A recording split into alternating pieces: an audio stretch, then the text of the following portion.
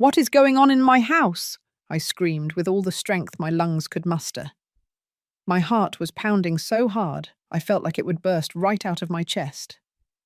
Right in front of me, kneeling by the front door of my own home, were my son, Robert, and my daughter-in-law, Patty, with tools in their hands, trying to break the lock. A massive moving truck was parked right outside my front lawn, its back door open and some of my furniture already loaded inside. "Mom, you weren't supposed to be traveling for 2 weeks." Robert went completely pale, as if he had just seen a ghost.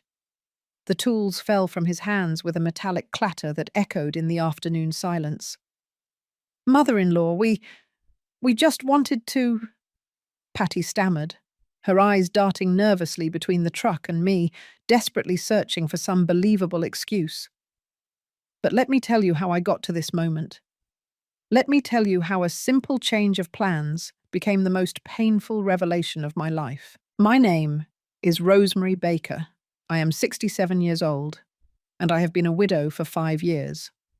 My husband, Richard, was the love of my life for 42 years of marriage.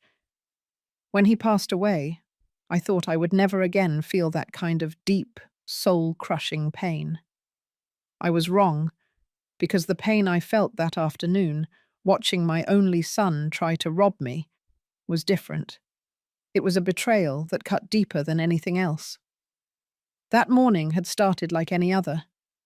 I woke up early, at 6 o'clock as always, made my coffee, and checked my suitcase for the 3rd time.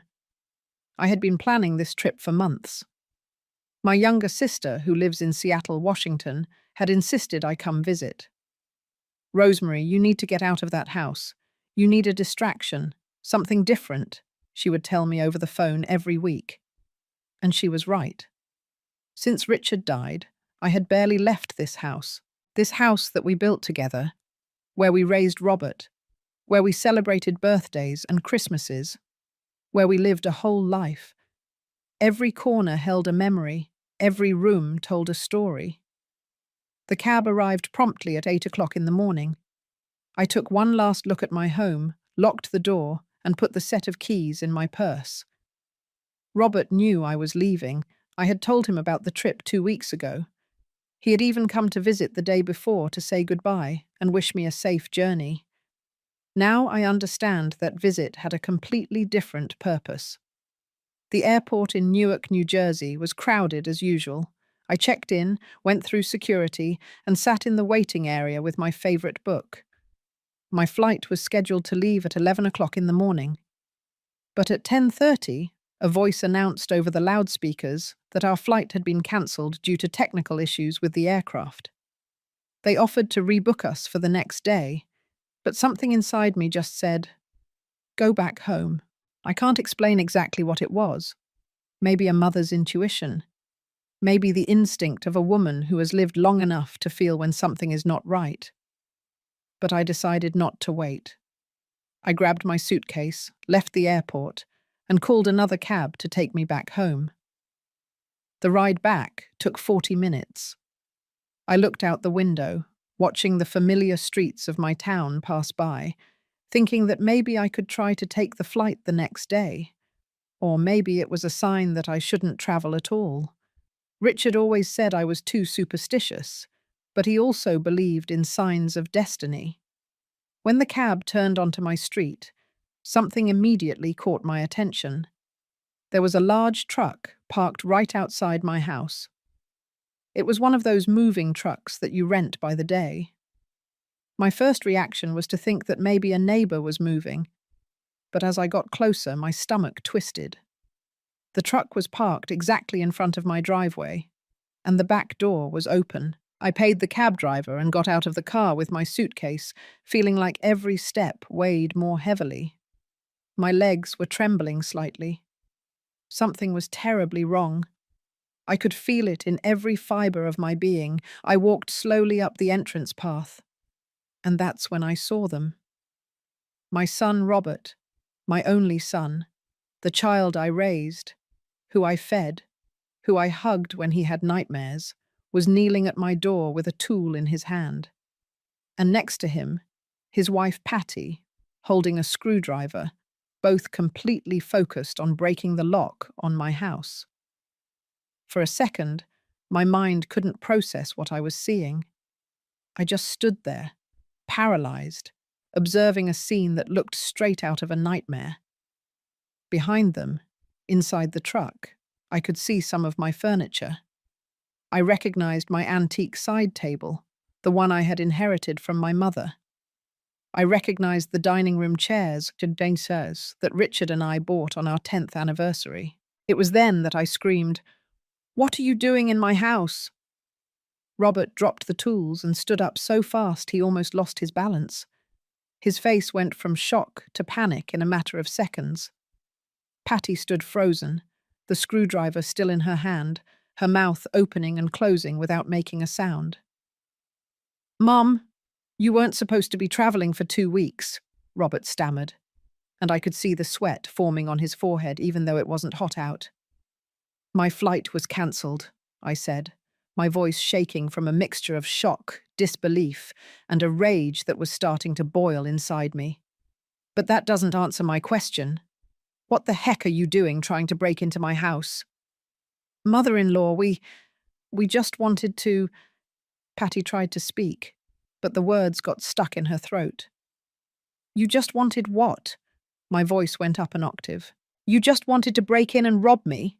You just wanted to take my things while I was gone?" I looked toward the truck again, more closely this time. It wasn't just my furniture. I could see boxes, bags, objects wrapped in blankets. How long had they been planning this? How long had they been waiting for me to leave to empty my house? "It's not what you think, Mum." Robert finally found his voice, although it sounded weak, pathetic. "We can explain it." "Then explain it," I said, crossing my arms over my chest, trying to control the trembling that ran through my entire body. "Explain to me why my own son is trying to force his way into my house. Explain to me why there's a moving truck full of my belongings. Explain to me why I feel like my heart is breaking into 1,000 pieces right this instant." Robert looked at Patty, and in that exchange of glances, I could see everything I needed to know. They had planned this. It wasn't an impulse. It wasn't a misunderstanding. It was a deliberate, calculated plan, waiting for the perfect moment to execute it. "Mum, let me explain." Robert took a step toward me, but I instinctively backed away. That gesture, that small movement of rejection, seemed to hurt him more than any word. "Things have been tough for us lately." "Tough?" I repeated, my voice filled with disbelief. "And that gives you the right to steal from me?" "We're not stealing from you." Patty finally found her voice, though it sounded defensive, almost aggressive. "We're family. We thought you could help us." "Help you?" I let out a bitter laugh that I didn't even recognize as my own. "Help you by emptying my house while I'm gone? Without even asking me? Without my permission?" I walked toward the truck. I needed to see with my own eyes what else they had taken. With every step I took toward that vehicle, I felt like I was walking toward my own execution. I climbed up the back ramp and began to inspect the contents. My heart sank further with every object I recognized. There was the porcelain set that Richard gave me for our 25th anniversary. The antique lamps we bought together at that flea market 30 years ago. The paintings that hung in the living room, including the one my mother painted before she died. Books, decorations, even the old radio that belonged to my father. "How much?" I asked without turning to look at them, my voice barely a whisper. "How much did you expect to get by selling my entire life?" "Mom, please." Robert's voice sounded broken behind me. I turned around to face them, and the tears I had been holding back began to stream down my cheeks. "I have a very simple question, Robert. Just one question. And I want the truth. Is this the first time?" The silence that followed was deafening. Robert couldn't look me in the eyes. Patty was biting her lower lip, staring intently at the ground. "Answer me," I demanded, my voice trembling. "Is this the first time you've come into my house without my permission?" "We," Patty began, but Robert interrupted her. "No," he finally admitted, and with that single word, I felt as if the air had been knocked out of my lungs. "We've come before. When you went to the grocery store, when you visited Florence, when you went to your doctor's appointments." I leaned against the side of the truck. I needed something to support me because my legs threatened to give way. "How many times?" "I don't know, Mum. Several times in the last 3 months." 3 months. For 3 months, I had been living in my house, feeling safe, feeling at home, while my own son came and went like a thief. All those times I felt like something was out of place. All those moments when I thought I was becoming forgetful, imagining that I had left an object in a different place. It hadn't been my imagination. It had been real. "What have you taken?" I asked, although I wasn't sure I wanted to know the answer. "Before today, what other things did you take?" Patty and Robert exchanged another glance, that silent communication of couples with shared secrets. "Small things," Patty murmured. "Things we thought you wouldn't notice right away." "Like what?" I insisted, feeling the rage bubbling up in my chest again. "Some jewelry," Robert admitted in a barely audible voice. "Some silver candlesticks. Some antique books we thought would have value." Every word was like a direct punch to my heart. "My mother's jewelry," I whispered. "The pearl earrings she left me before she died. The necklace she wore at her wedding. I thought I had lost them. I searched the whole house for weeks." "We needed them, Mum." Robert tried to justify himself. "We had debts. We had to pay." "Then you should have asked me for help," I exploded, my voice echoing down the street. "I am your mother, Robert. If you needed money, if you were in trouble, you could have told me. But instead, you decided to rob me.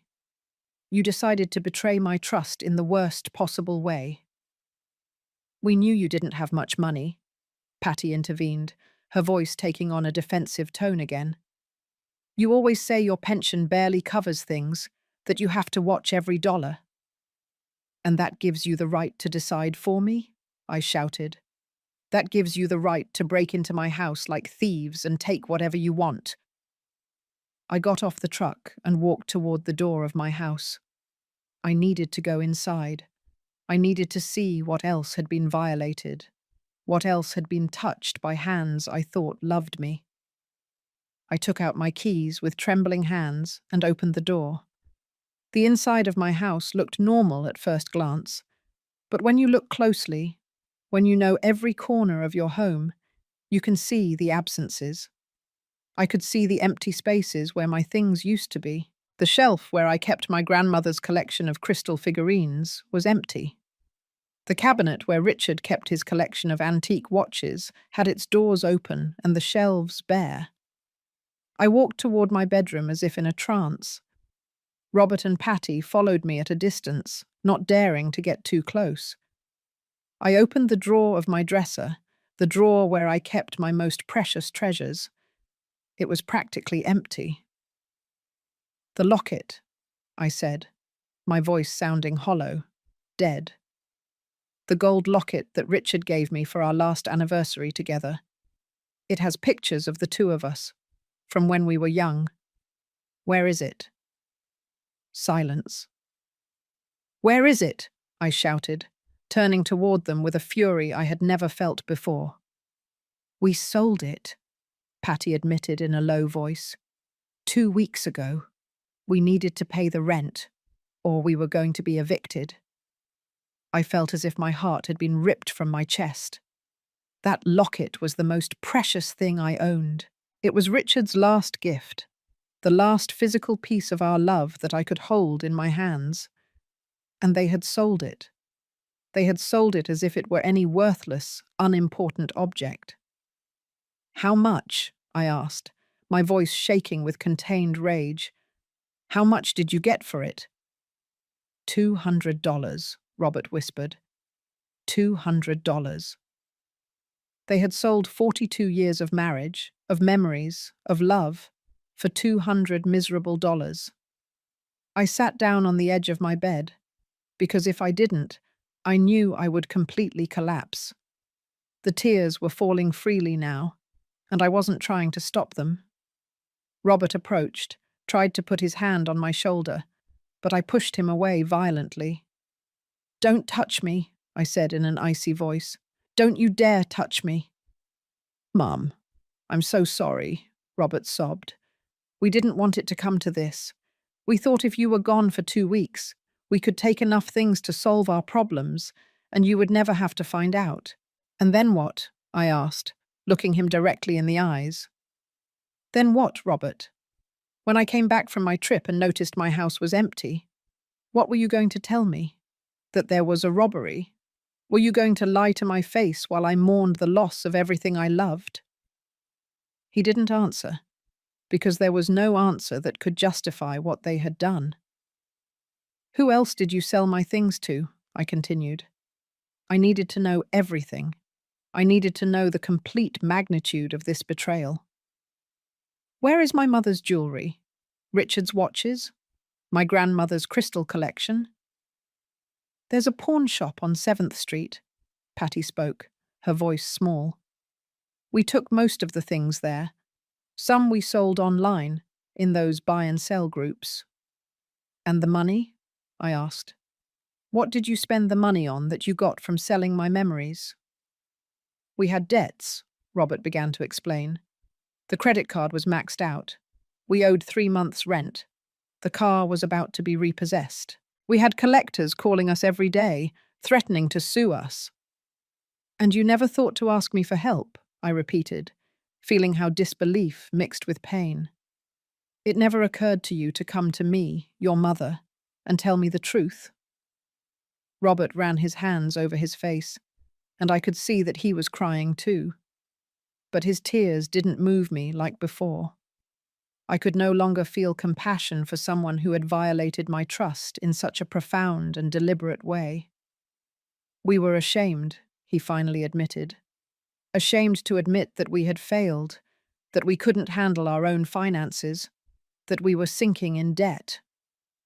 "So you preferred to become thieves," I said bitterly. "You preferred to steal from a 67-year-old widow who lives alone on her pension. That was the best solution you could come up with." "You're not just an old woman," Patty intervened, and there was something in her tone that made me look at her more closely. "You own this house, a big house in a good neighborhood. You're worth a lot more than you think, Rosemary." Something about the way she said it chilled me to the bone. "What do you mean by that?" Patty looked at Robert, seeking permission or support. I wasn't sure. He shook his head slightly, but she seemed to ignore him. "This house is worth at least $300,000, Patty said, her words dropping like stones in the silence of the room. "Probably more. And you live here alone, in this huge house with all these empty rooms, while we can barely afford a one-bedroom apartment in the worst part of town." There it was, the complete truth, finally exposed. It wasn't just about the debts. It was about resentment. It was about greed. "So you thought I didn't deserve to live in my own house," I said slowly, processing the magnitude of what I was hearing. "You thought I had too much and you too little. It's not fair." Patty raised her voice, all pretense of remorse disappearing from her face. "We work 60 hours a week and can barely survive, while you sit here alone in this mansion." "This is not a mansion," I replied, my voice trembling. "It's the home that Richard and I built with 40 years of hard work. It's the house we paid for with every dollar we earned, sacrificing vacations, luxuries, everything you can imagine. This house is full of memories of an entire life." Memories don't pay the bills, Patty retorted coldly. Patty, Robert tried to silence her, but she continued. It's the truth, Robert. Your mother is sitting on a fortune while we drown. Why should she have all this when she doesn't even need it? I stood up, facing her directly. Who are you to decide what I need or don't need? Who gave you the right to judge my life? Someone has to tell the truth. Patty crossed her arms defiantly. Robert will never do it because he's too cowardly. But someone has to. You're watching us sink, while you have more than you could use in 2 lifetimes. And your solution was to rob me. My voice rose again. Your big plan was to wait for me to leave to empty my house, to sell everything I own. What was going to happen next? Were you going to sell the house too? Was that in the plan? The silence that followed was more revealing than any confession. Oh my God, I whispered, feeling my legs falter again. You were going to sell my house. That was the final plan, wasn't it? Mum, no. Robert tried to deny it, but his face betrayed him. How? I asked. I needed to understand the depth of this conspiracy. How did you plan to sell my house without my consent? Patty laughed without humour. Robert has limited power of attorney, remember? You gave it to him 2 years ago when you had that surgery and needed someone to handle your affairs while you were recovering. I felt as if the ground opened up beneath my feet. It was true. After my hip surgery, I had given Robert a power of attorney so he could pay my bills and handle urgent matters while I was incapacitated. It was supposed to be temporary. It was supposed to help me. That power of attorney is limited and specific, I said, my mind working quickly despite the shock. It doesn't give you authority to sell my property. But with a corrupt enough lawyer and some falsified documents, Patty smiled maliciously, a lot can be done. Patty, shut up, Robert finally exploded. Just shut up. But it was too late. She had already said too much. The complete plan was now exposed before me in all its horrible clarity. They didn't just want to steal my possessions. They wanted to steal my home, the only place in the world where I felt safe, where I could still feel Richard's presence. Get out, I said with a calm but firm voice. Get out of my house right now. Mum, please, let me explain. Robert tried to approach me again. There is nothing to explain, I interrupted him. I want you out of my house immediately, and I want you to return everything in that truck, now. We can't do that, Patty said coldly. Some of those things we already sold. They no longer exist. Then you will pay me for them, I said, surprising myself with the firmness in my voice. You will pay me every cent of the value of everything you stole, or I will call the police. You'll call the police on your own son? Patty laughed. Don't be ridiculous. You're too weak to do that. Try me. I looked directly into her eyes, and something in my expression must have scared her because she took a step back. Mum, please. Robert was openly sobbing now. We don't want to end up like this. We're family. Family doesn't steal from each other, I replied, feeling every word tear me apart inside. Family doesn't conspire to take everything from one of their own. What you did is not what a family does. It's what strangers, criminals, do. I took out my cell phone from my pocket with trembling hands. Robert saw the gesture and turned even paler. Who are you going to call? He asked fearfully. First, I'm going to call Florence, I said, referring to my neighbour and best friend. She is a witness. I need someone else here to see what you've done. Then I'm going to call a locksmith, because I'm changing all the locks on this house today. And after that, I'm going to call my lawyer. Mum, you can't do this, Robert was pleading now. You'll ruin us. If you call the police, I'll have a record. I won't be able to get a job. You'll destroy us. You destroyed yourselves, I replied, dialing Florence's number. I did nothing except be foolish enough to trust my own son. The phone rang twice before Florence answered. Rosemary, I thought you were on the plane. Florence, I need you to come to my house immediately, I said, my voice breaking slightly. Something has happened. I need a witness. I'm on my way, she replied without asking questions, and I could hear the sound of a door closing on the other end of the line. Florence lived 3 houses down. She'll be here in minutes. I hung up the phone and looked at Robert and Patty. You have 2 options. You can stay here and wait for Florence to arrive, and then we'll call the police together. Or you can start putting everything back into the house from that truck right now. And maybe, just maybe, I will consider not pressing charges. This is blackmail, Patty spat the words. I didn't correct her. This is justice. This is giving you a chance you don't deserve, a chance that I never had when you decided to turn my home into your personal store. Robert looked at the truck parked outside. Then he looked at me. And finally he looked at Patty. I could see the conflict on his face, the internal battle between the son he once was and the man he had become. Okay, Robert finally gave in, his voice barely a defeated whisper. We'll return everything. What? Patty looked at him with disbelief. Robert, you can't be serious. We need that money. We need those things.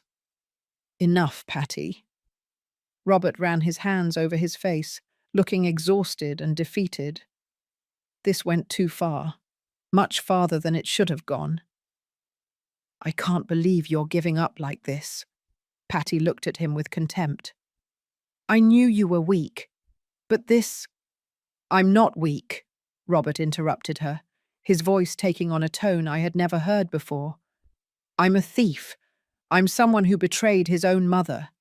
That's not strong, Patty. That's being a coward. For the first time since I arrived, I saw some genuine remorse in my son's eyes. But it was too late. The damage was done. The trust was broken. And I wasn't sure it could ever be repaired. Start unloading the things from the truck, I ordered, crossing my arms. Everything, down to the last object. Robert nodded and walked out of the house. Patty followed him, but not before giving me a look filled with pure resentment. I stood in my bedroom, looking at the empty drawer where my most precious treasures used to be, feeling a void in my chest that I knew no returned object could fill. I heard hurried footsteps outside, and then Florence's familiar voice. Rosemary, where are you? In my bedroom, I called out. Florence appeared in the doorway, breathless from running. She was a woman my age, 65, with short grey hair and sharp eyes that missed nothing. She had been my neighbour for 20 years and my best friend for 15. What happened? I thought, oh my God, that's Robert out there. Her eyes widened in surprise upon seeing my son and his wife unloading furniture from the truck. What is going on? I told her everything. Every painful detail, every devastating confession. Florence listened in silence, her expression changing from surprise to disbelief, and finally to indignation. That miserable, ungrateful wretch, she hissed when I finished. After everything you did for him. I don't know what to do, Florence, I admitted, feeling the tears threaten to return. He's my son, my only son. How can I report him? How can I call the police and ruin his life? He ruined his own life, Florence put her hand on my shoulder. And he almost ruined yours, too. Rosemary, what they did is serious. It's not just theft. It's premeditated. It's systematic. They've been breaking into your house for months. I know, I whispered. I know all that. But he's still my son. And you're still his mother, Florence replied firmly. A mother who deserves respect, love, and honesty. Not betrayal, not theft, not manipulation. We went downstairs together and walked out to the front of the house. Robert and Patty were unloading the furniture with slow, resentful movements. They had already returned several pieces, but the truck was still half full. "How much more is there?" I asked.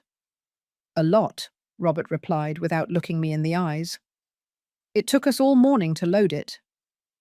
"Then it will take you all afternoon to unload it," I said without a trace of sympathy.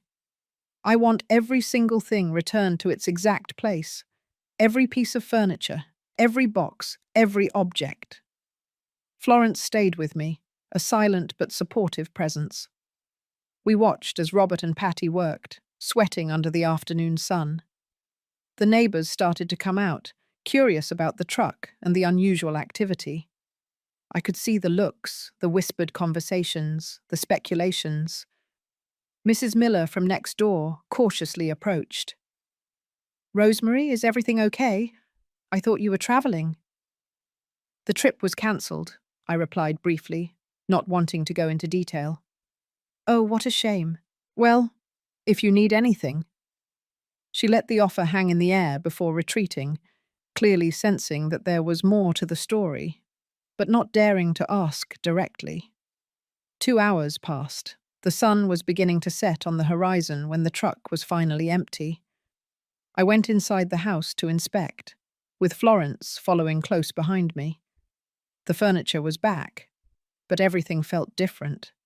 It was no longer my safe sanctuary.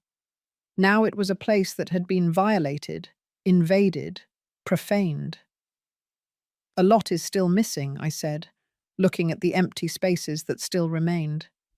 The jewelry, the watches, the locket, the crystal collection.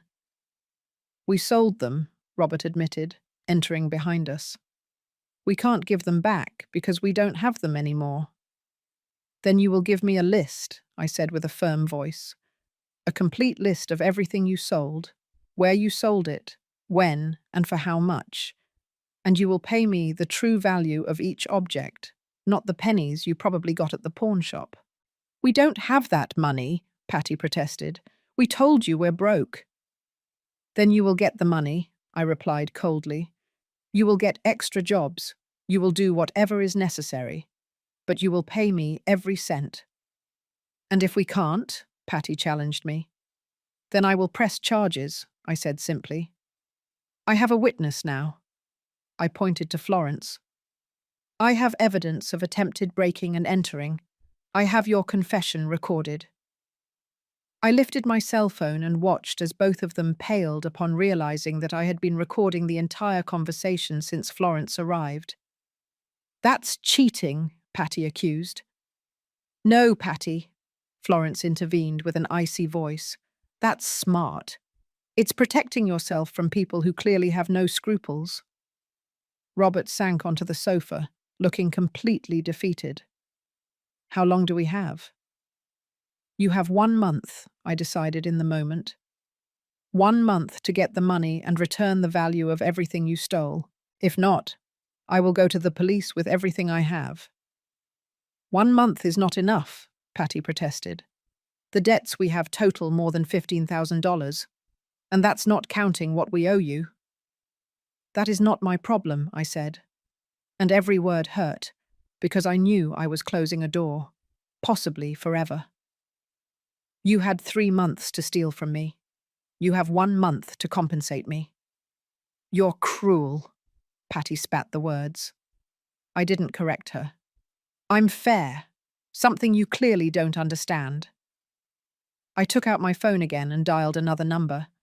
This time it was the locksmith I had used before when I lost my keys some years ago. "Hello, this is Rosemary Baker. I need to change all the locks on my house, all of them. Can you come today? It's urgent." The locksmith said he could be there in 1 hour. I hung up and looked at Robert and Patty. "You have 1 hour before the locksmith arrives," I said. "After that, you will not be able to enter this house ever again without my explicit permission." "Mom, please." Robert stood up, approaching me with his hands outstretched in supplication. "Don't do this. I'm still your son." A son who stole from me, I replied, feeling my heart break with every word. A son who conspired to take away my home. A son who sold the last gift from my deceased husband for $200 miserable. I was desperate, Robert sobbed. I didn't know what else to do. You could have asked me for help, I repeated for the umpteenth time. You could have come to me with the truth. Yes, I don't have much money, but I would have sold some things myself. I would have gotten a loan. I would have done something. But you took that option away from me. You took away the right then to decide about my own life, about my own possessions. I'm sorry. Robert was openly crying now. I'm so sorry, Mum. I don't know what I was thinking. You were thinking about yourself, I said sadly. Only about yourself. Florence took my arm gently. Rosemary, why don't you sit down? You've had a terrible day. I can supervise until the locksmith arrives. I nodded, feeling suddenly exhausted. The entire weight of the day, of the shock, of the betrayal, fell over me like a giant wave. I sat down in my favorite armchair, the one Richard and I bought together so many years ago, and closed my eyes. I listened to Florence speaking with Robert and Patty in a low but firm voice, making it clear that she would stay there until they left. I listened to the sound of traffic outside, the birds singing in the garden trees, all those everyday sounds that suddenly seemed to belong to another life, to another world where my son was not a thief. When I opened my eyes, the locksmith had already arrived. He was a middle-aged man named Jimenez, who had worked on my house before. He greeted me with a kind smile that faded when he saw my expression and the tense atmosphere in the room. Mrs. Baker, you told me it was urgent, he commented, looking cautiously at Robert and Patty, who were sitting silently at the other end of the room. Yes, I need you to change all the locks, I confirmed, standing up with effort. The front door, the back door, the garage door, all of them. All of them? Jimenez asked, surprised. That's going to cost around $400 with labor. It doesn't matter, I said without hesitation. Do it. I watched Robert wince at the mention of the money. $400 that I would have to spend because I could no longer trust my own son. $400 to feel safe in my own house. Jimenez began working on the front door. The sound of his tools filled the uncomfortable silence that had settled in the house. Florence made coffee in the kitchen without asking permission and brought me a cup with 2 spoons of sugar, just the way I liked it. Drink, she ordered softly. You've had a tremendous shock. I took the cup with trembling hands and drank. The hot liquid comforted me a little, although nothing could truly warm the coldness I felt in my heart. Robert approached again, moving with the caution of someone approaching a wounded animal. Mum, he said. About that power of attorney Patty mentioned. I'll revoke it tomorrow morning. I interrupted him before he could continue. I will go with my lawyer and make sure you don't have any kind of legal authority over my affairs. None.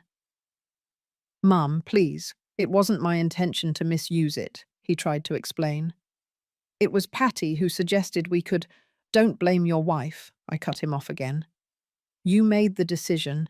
You entered my house. You stole my things. You sold your father's locket. Those were your decisions, Robert. Yours. But she pressured me, he insisted. She kept saying you were selfish, that you had too much while we suffered. She convinced me that we were doing the right thing. And you believed her? I asked with disbelief.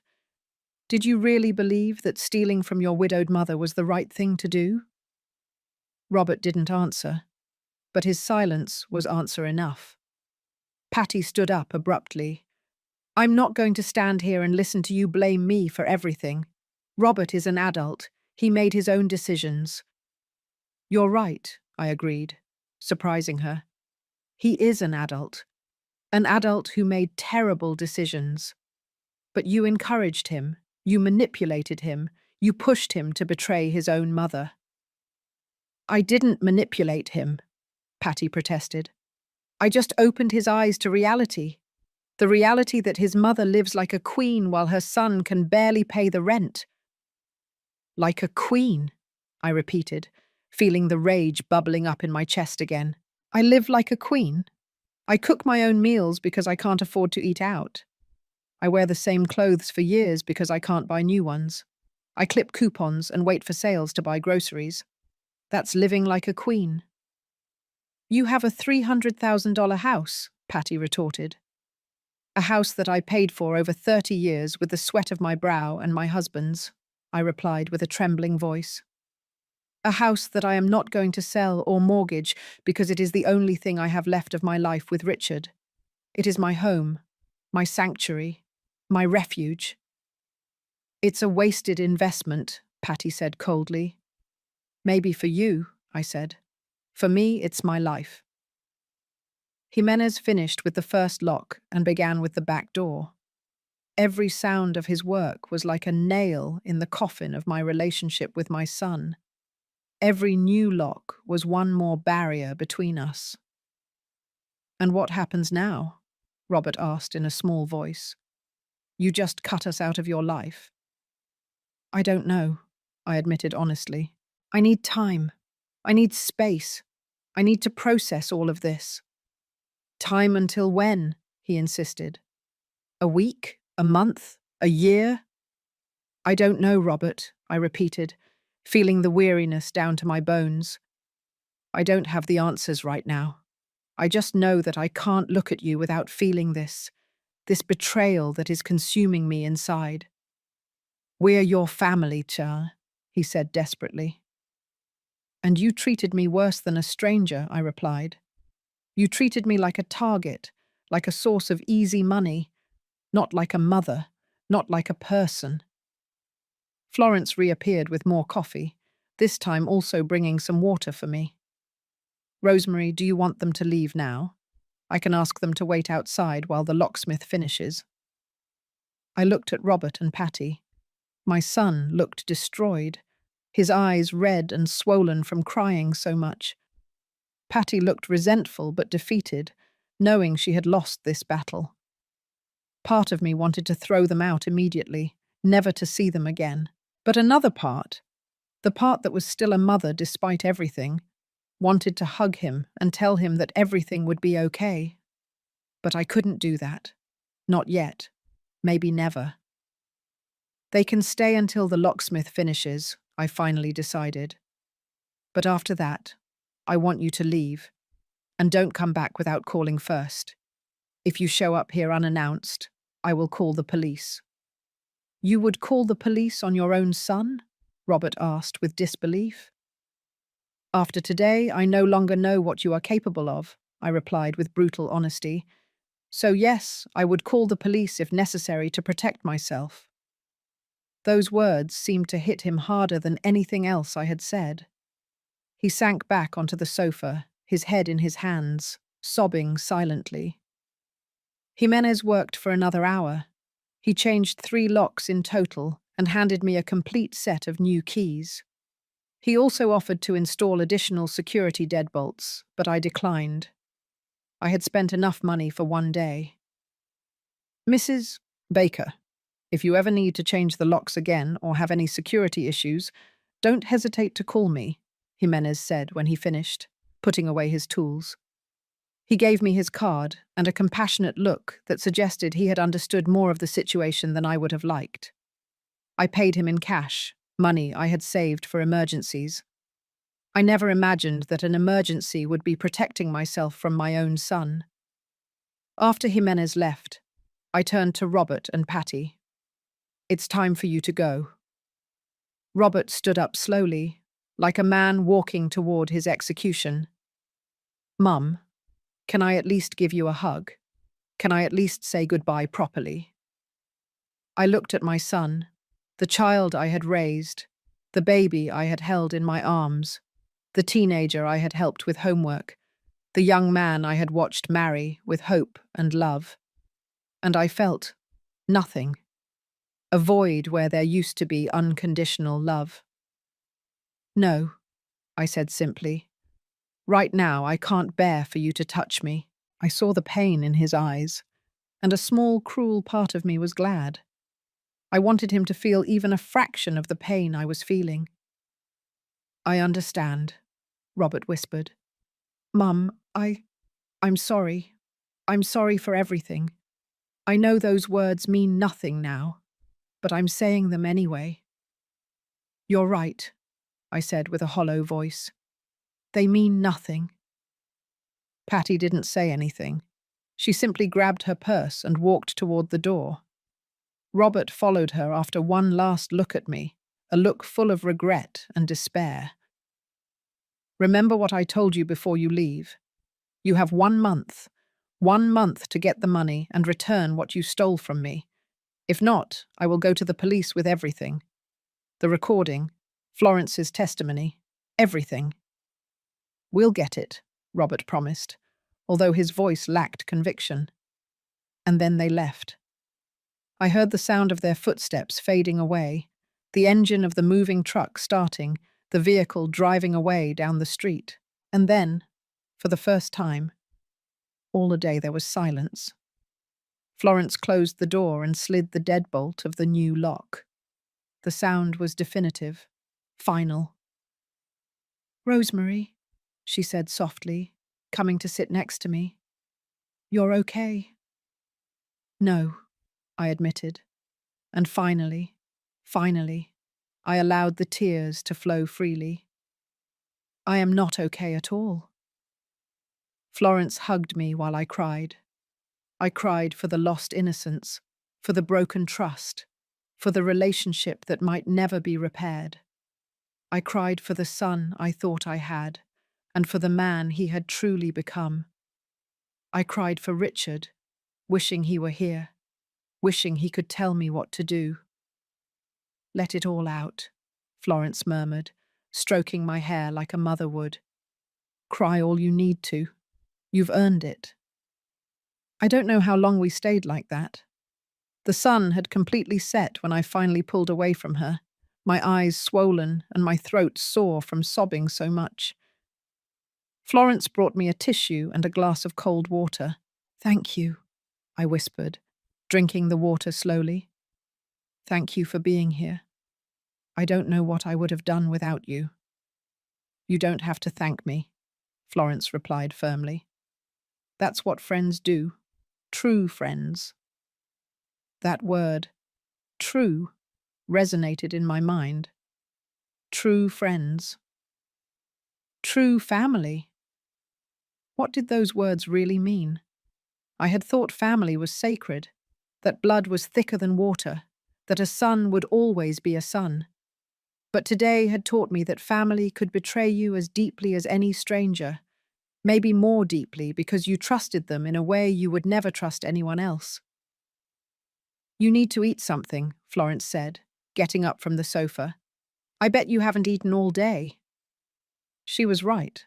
My last meal had been breakfast that morning a lifetime ago, but the idea of eating made my stomach turn.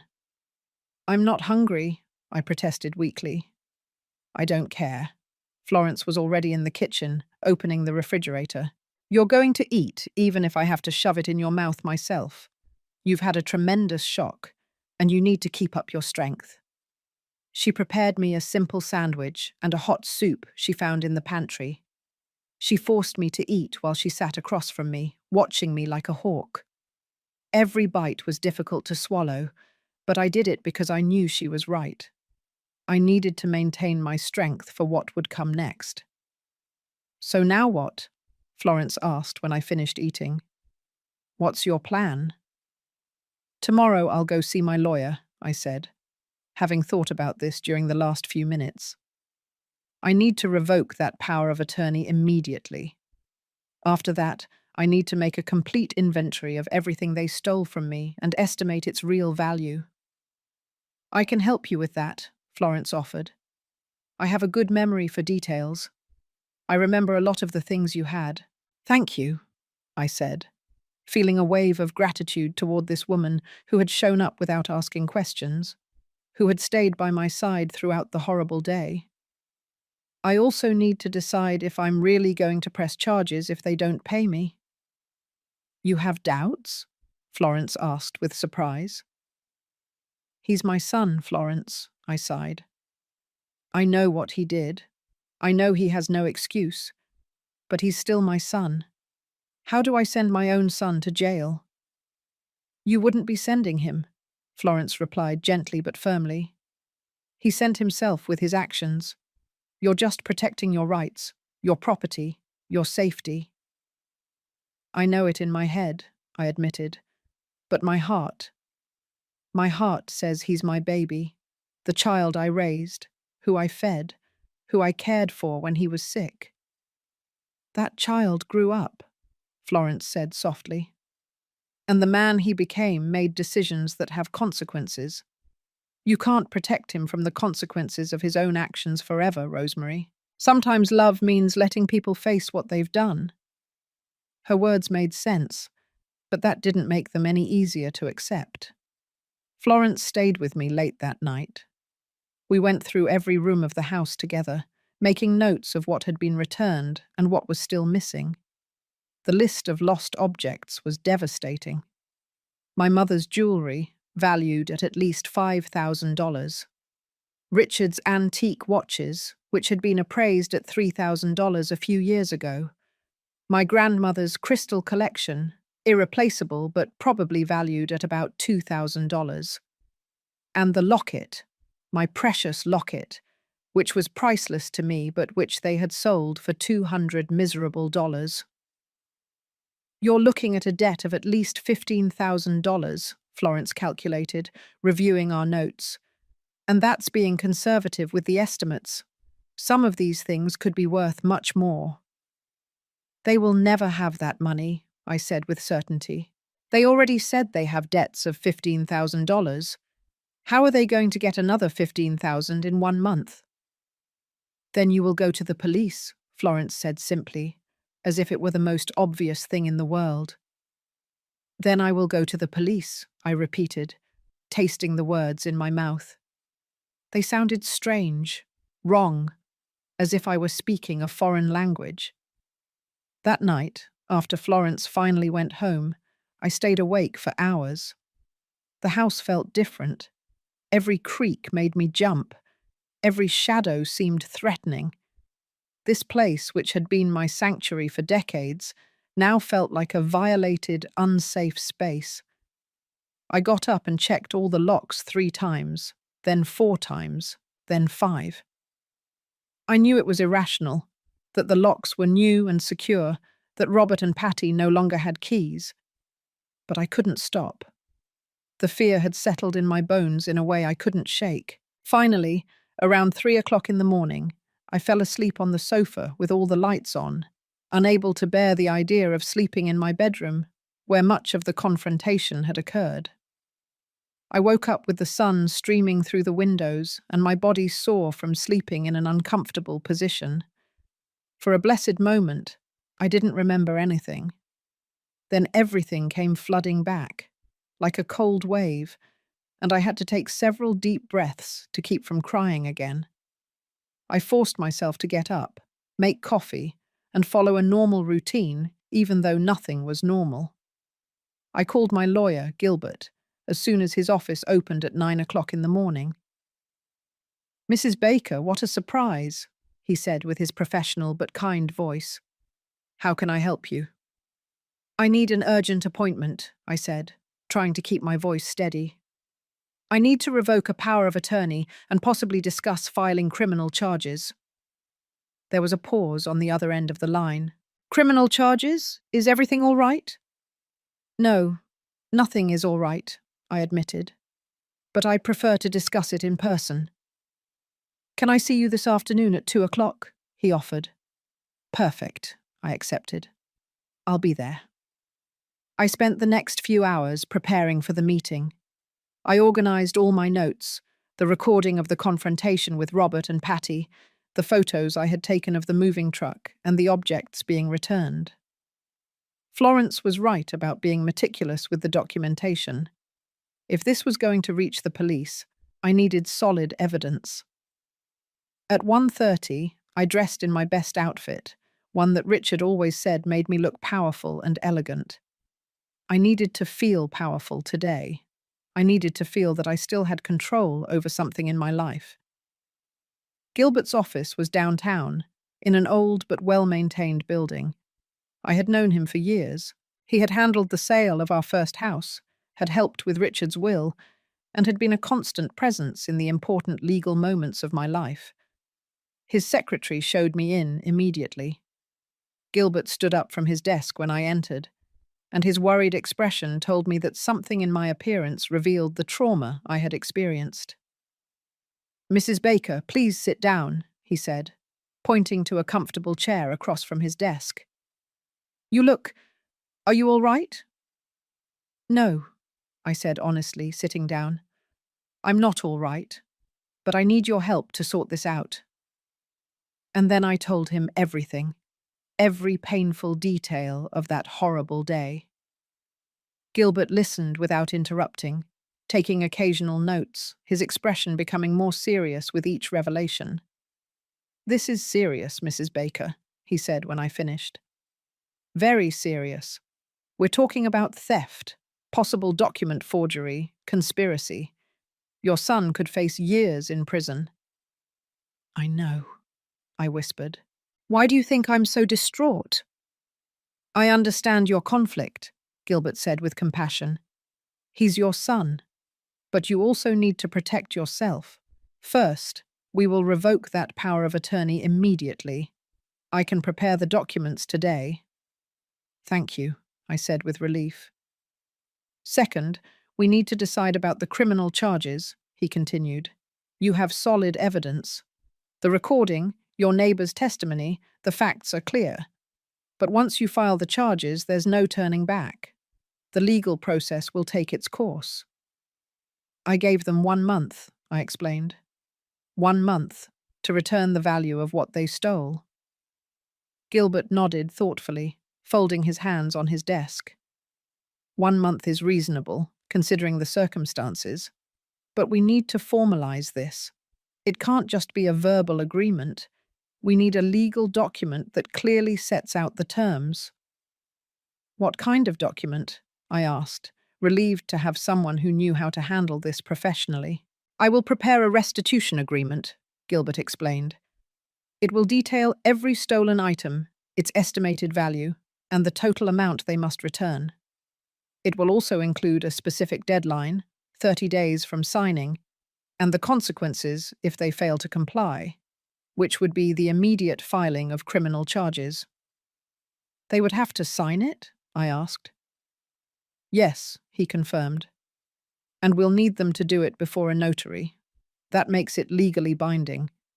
If they don't sign, well, that in itself would be an admission that they know they did something wrong and are unwilling to make amends." "And what if they sign but don't pay?" My voice trembled slightly. "Then you have a legal document proving they admitted to the theft and agreed to restitution," Gilbert said firmly. "That makes filing charges much simpler. They would essentially be condemning themselves." I nodded slowly, processing everything. "How long will it take you to prepare that document?" "I can have it ready tomorrow morning," he replied. "I will also include a clause prohibiting any unsolicited contact with you or entry onto your property without your explicit written consent. Basically, a civil restraining order." "Thank you, Gilbert," I said, feeling for the first time since yesterday that someone was on my side, protecting me. "I don't know what I would do without your help." "That's what I'm here for," he replied with a kind smile. "Now, let's talk about the power of attorney. Do you have the original document?" I took the document out of my purse. I had kept it in my safe at home, along with other important papers. Gilbert reviewed it carefully, frowning as he read. "This power of attorney is quite broad," he commented with concern. "More than it should be for a temporary post-surgery power." "Who drafted this?" "A lawyer that Robert recommended," I admitted, feeling a new weight in my stomach. He said he was a friend of his, that he would give us a good price. Mrs. Baker, Gilbert looked at me seriously. This document gives your son authority over virtually all your financial and legal affairs. With this, he could theoretically sell your house, empty your bank accounts, take out loans in your name. Do you realize how dangerous this is? I felt as if I had been punched. But the lawyer said it was standard, that it was what was needed to manage my accounts while I was recovering. He lied to you, Gilbert said bluntly. He was either incompetent or did it intentionally. I suspect it was the latter. Who paid for this service? Robert paid, I remembered. He said it was his gift to me, so I wouldn't have to worry about legal expenses while I was sick. I understand. Gilbert made some additional notes. We need to revoke this immediately, and I also need to investigate that lawyer. Do you remember his name? I gave him the name, and I saw Gilbert's expression darken even more. I know that man, he said with disgust. He has had several complaints before the Bar Association. He works in grey areas. Let's just say I wouldn't be surprised if he intentionally collaborated with your son on this. You mean Robert planned this 2 years ago? The magnitude of the betrayal kept growing. It's possible, Gilbert said carefully. Or perhaps he just wanted to have the option, just in case. Either way, that power of attorney should have been revoked a long time ago. The fact that your son never suggested it is revealing. I left Gilbert's office 2 hours later with a clear plan, but an even heavier heart. The power of attorney would be officially revoked the next day. The restitution agreement would be ready in 48 hours. And if Robert and Patty didn't comply, I would have everything necessary to press charges that could send them to prison. When I got home, I found Florence waiting for me in her yard. She immediately approached me when she saw me get out of the cab. How did it go? She asked with concern. It's handled, I replied wearily. Gilbert is preparing everything. But I found out something worse, Florence. The power of attorney I gave Robert 2 years ago was much broader than it should have been. It basically gave him total control over my financial life. Florence paled. Oh my God, Rosemary. You mean he could have sold my house without my knowledge? Yes, I finished the sentence for her. He could have emptied my accounts. He could have done anything. And the lawyer who drafted the document is known for working in grey areas of the law. Then Robert planned this 2 years ago, Florence said, what we were both thinking. Or at least he made sure he had the necessary tools when the time came. I nodded. I don't know which is worse. That night, I barely slept again. Nightmares tormented me. I dreamed I arrived home and found it completely empty. I dreamed I opened my drawers and everything had disappeared. I dreamed of Robert's face, but it was that of a stranger, someone I had never really known. I woke up at 5 o'clock in the morning, drenched in sweat, my heart pounding. I couldn't go back to sleep. I got up, made coffee, and sat in the kitchen watching the sunrise through the window. My phone rang around 7 o'clock. It was an unknown number. I hesitated before answering, but finally did. Mom? It was Robert's voice, broken and desperate. Please, don't hang up. I should have hung up. I should have ended the call immediately. But something in his voice stopped me. What do you want, Robert? I asked in a tired voice. I need to talk to you, he said quickly, as if afraid I would cut him off at any moment. Please, just give me 5 minutes. 5 minutes to explain something to you. You explained quite a bit the other day, I replied coldly. No, I didn't, he insisted. There are things I didn't tell you. Things you need to know. More lies? I asked bitterly. No, the truth. His voice broke. The whole truth. The truth I should have told you months ago. I sighed deeply.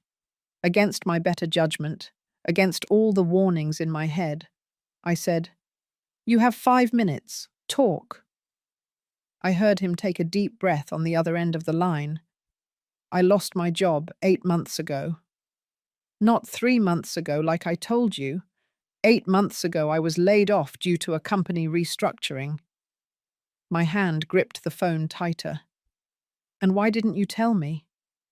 "Shame," he admitted. "Pure shame. You were always so proud of me, of my career, of how well I was doing. I couldn't bear to tell you I had failed."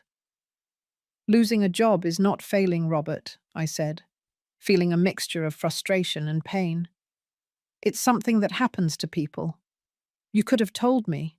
"I know. I know now." His voice trembled. "But at the time, all I could think about was how I would disappoint you. So I lied. I told you everything was fine, that work was great, that we were doing well financially. Meanwhile, you were sinking in debt," I said, starting to get the complete picture. "Yes," he confirmed. "We used the credit cards to maintain the appearance of normalcy, to pay the rent, to buy groceries, so it would look like everything was fine when I came to visit you. And then the debts grew so much that we couldn't even make the minimum payments." "And that's when you decided to rob me," I said, not softening the words. "That's when Patty started talking about you," Robert said. "About how you lived alone in that big house, about how you had all those antique things that were worth money. At first, I ignored her. But the debts kept growing. The collectors wouldn't stop calling. We were about to be evicted. And then you decided your mother was the easy solution," I finished for him. "It wasn't like that," he protested weakly. "Or maybe it was. I don't know anymore, Mum. My head was so confused. I was so desperate. Patty kept saying we would just take a few things, things you wouldn't notice right away, just enough to get out of the hole." "And the locket?" I asked, my voice breaking. "Was that just enough to get out of the hole?" Silence on the other end of the line. Then, in a barely audible voice, "We needed to pay the rent, or we were going to be thrown out on the street that very day. The locket was the most valuable thing we could find quickly. Mum, I am so sorry. If I could go back in time." "But you can't," I interrupted him. "You can't go back in time, Robert. You can't undo what you did. You can't give me back the trust you broke." "I know," Robert sobbed on the other end of the line. "I know. And it's killing me. Every time I close my eyes, I see your face, that expression when you discovered us.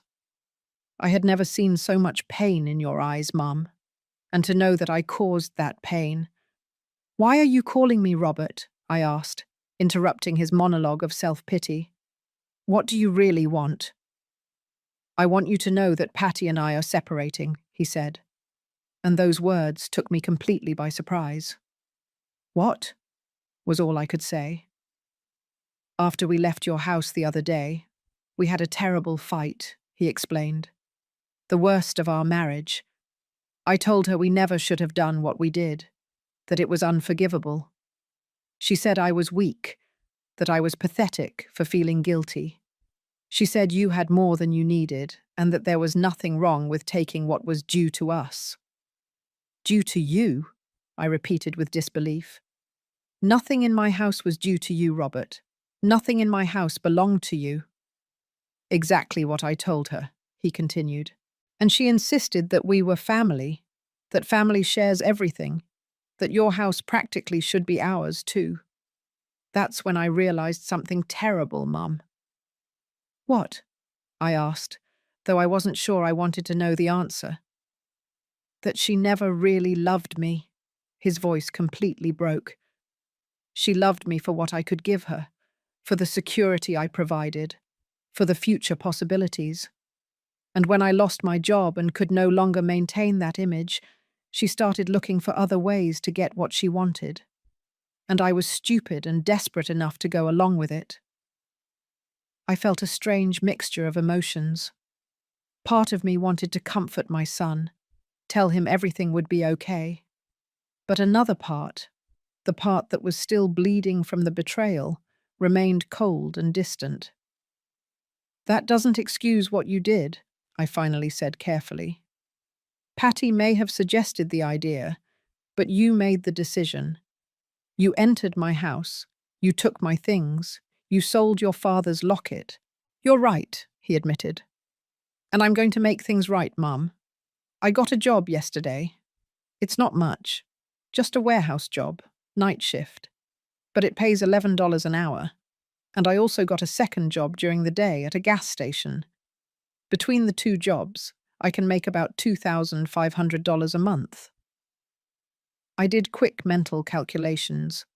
That's not enough to pay $15,000 in 1 month. "I know," he said with frustration. "I've been thinking about it non-stop. I'm trying to sell my car. I could get about $5,000 for it. And I have some things I can sell. My computer, my guitar, anything of value." "And Patty?" I asked. "Is she contributing to this?" "She left," he said simply. "She packed her things last night and went to live with her sister. She said if I was foolish enough to ruin our lives over a selfish old woman, then she didn't want to be part of it." The phrase, "selfish old woman," hit me like a slap. That's how she saw me. That's how she had probably seen me for years, only I had been too blind to notice. "So you're alone," I observed. "Yes," he confirmed. "But maybe that's what I need.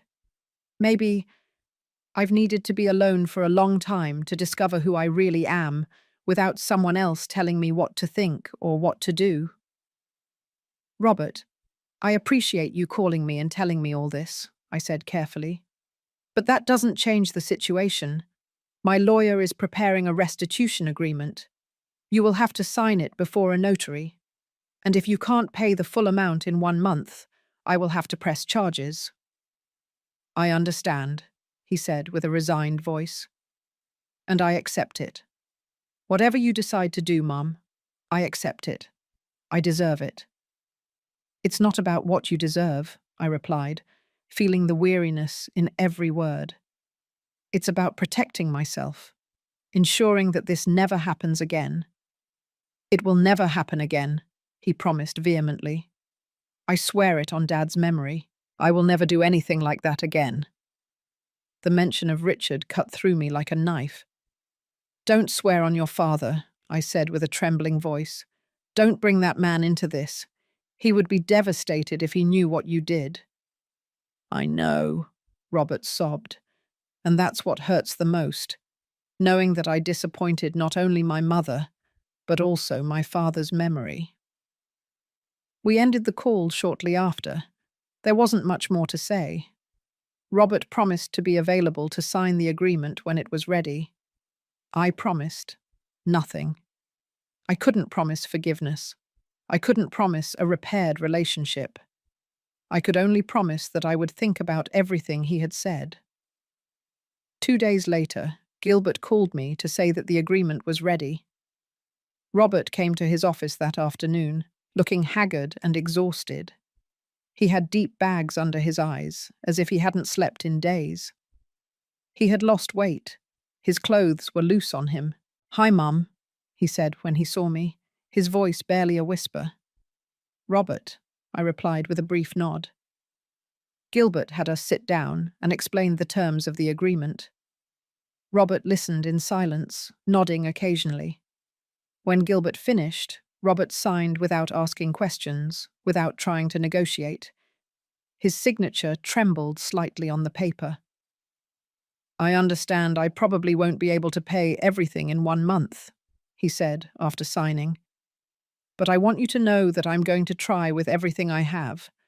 And if I can't, I will accept the consequences. I'm not going to run away. I'm not going to hide. I'm going to face what I did." I nodded, not trusting my voice to speak. Seeing him like that, so broken and defeated, broke my heart despite everything. He was still my son. That part was never going to change, no matter what he had done.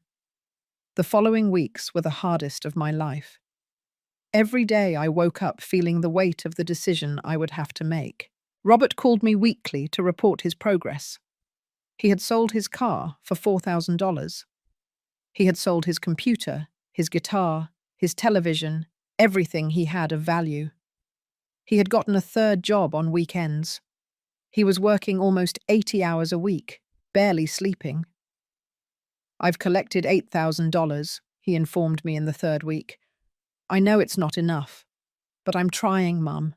I promise I'm trying." Florence came to visit me every day.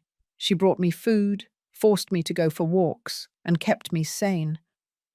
One afternoon, while we were having tea in my living room, she asked me the question I had been avoiding. "What are you going to do when the month is up?"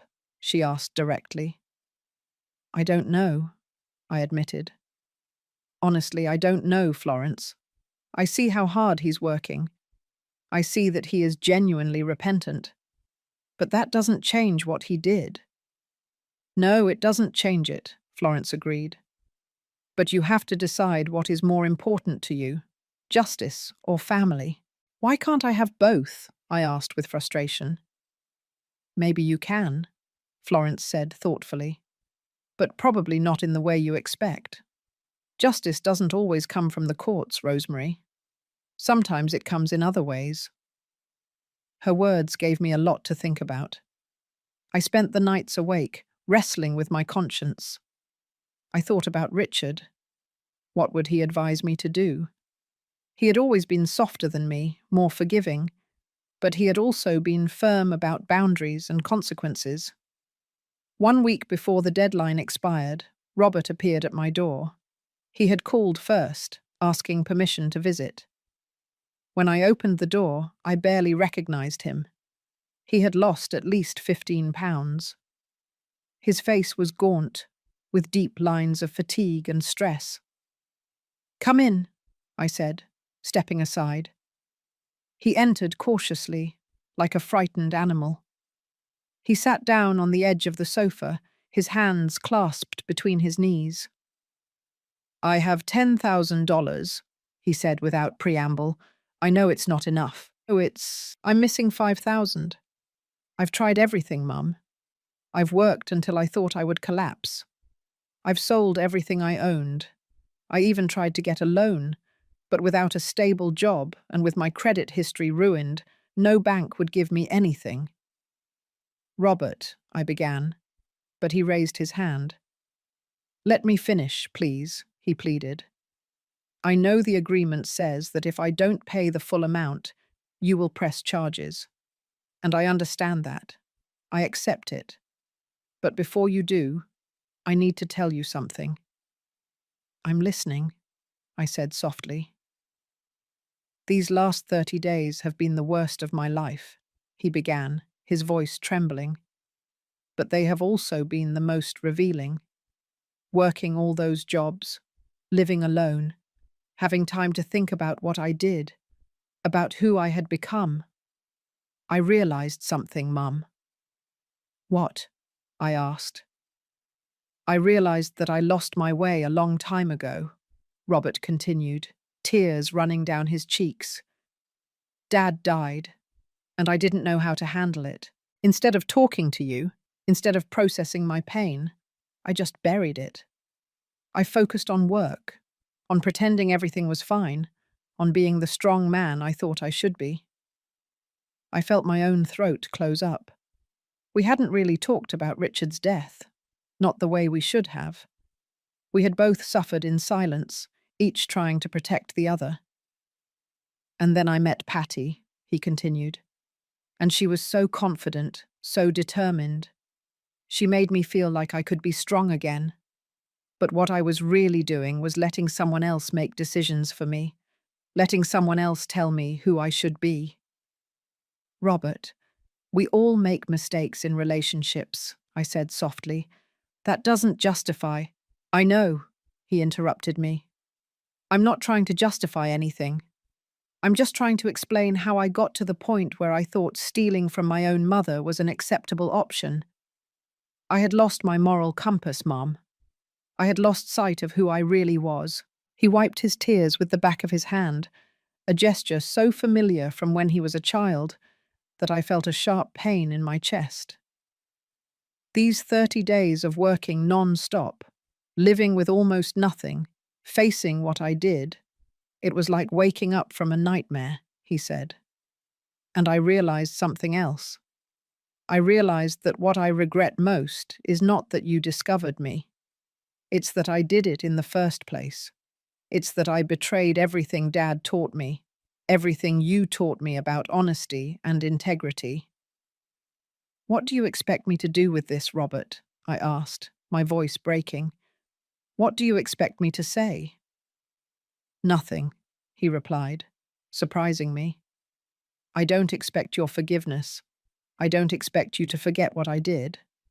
I just wanted you to know that these 30 days changed my life. They taught me who I never want to be again, and regardless of what you decide to do, whether you press charges or not, I'm going to spend the rest of my life trying to be the man Dad would have wanted me to be. We stayed in silence for a long moment. I could hear the wall clock, the same clock that Richard and I had bought on our trip to Europe 25 years ago. Each tick-tock seemed to mark the weight of the decision I had to make. Do you still have the $10,000? I finally asked. Robert nodded, taking a thick envelope from his jacket. It's all here, in cash, as the agreement specified. I took the envelope, feeling its weight in my hands. $10,000. 30 days of exhausting work, of sacrifice, of facing consequences. It wasn't the full amount, but it was evidence of a genuine effort. I'm going to keep this, I said, and I saw his shoulders slump with relief. But I am not going to press charges. Not yet. Mom. His voice was full of cautious hope. Listen to me carefully, Robert, I said firmly. I am not forgiving what you did. I'm not saying everything is okay. I'm saying that I see your effort. I see your genuine remorse. And I believe that sending you to jail is not going to repair our relationship or give me back what I lost. Then what? He began to ask. The remaining $5,000, I continued. You will pay it back with time. With time? He asked, confused. Once a month, I explained, an idea forming as I spoke. You will come to my house. You will help me with the things I need, repairs, yard work, whatever it is. And we will talk, really talk, not just superficialities. We will talk about your father, about your pain, about how to rebuild trust. I saw the surprise on his face. You're giving me another chance. I'm giving you the opportunity to earn one, I corrected. But understand this clearly. The locks remain changed. You will not have keys to this house ever again. If you want to visit me, you will call first. If I need help, I will call you. But you will never enter my house uninvited again.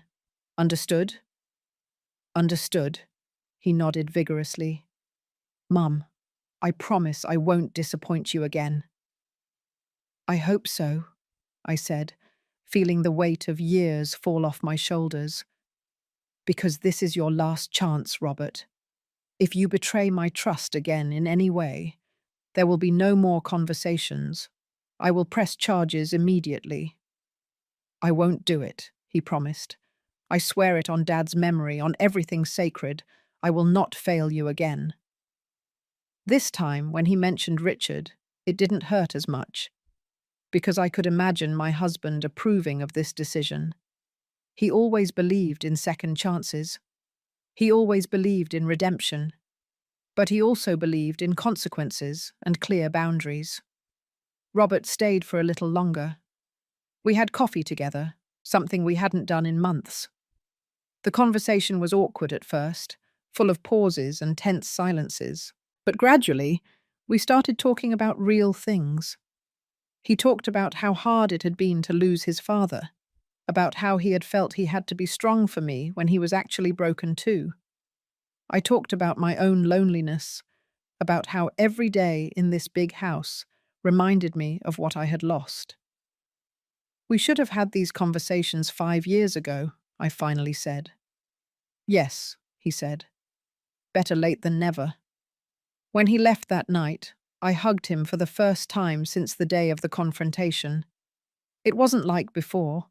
There wasn't that warmth and unconditional trust. But it was a start, a small step towards something that maybe, with time and effort, could heal. Florence came to visit me the next day, curious to know what I had decided. "I'm not going to press charges," I told her. "At least not now." "Are you sure?" she asked, studying my face carefully. "No," I admitted honestly. "I'm not sure of anything, but I am sure that sending my son to jail won't give me back what I lost. It won't give me back Richard's locket. It won't give me back the trust. It would only add more pain to an already painful situation." "You're stronger than you think," Florence said, taking my hand. "And wiser." "I don't feel wise," I sighed. "I feel tired." "Forgiveness is tiring," Florence observed. "But resentment is more tiring, and resentment lasts longer." She was right, as always. In the weeks that followed, Robert kept his word. He called before every visit. He came once a week to help with chores around the house. He repaired the garden fence that had been broken for months. He cleaned the gutters. He painted the guest bedroom that had been needing a new coat of paint for years. And we talked. We talked about Richard, about the good times and the difficult ones.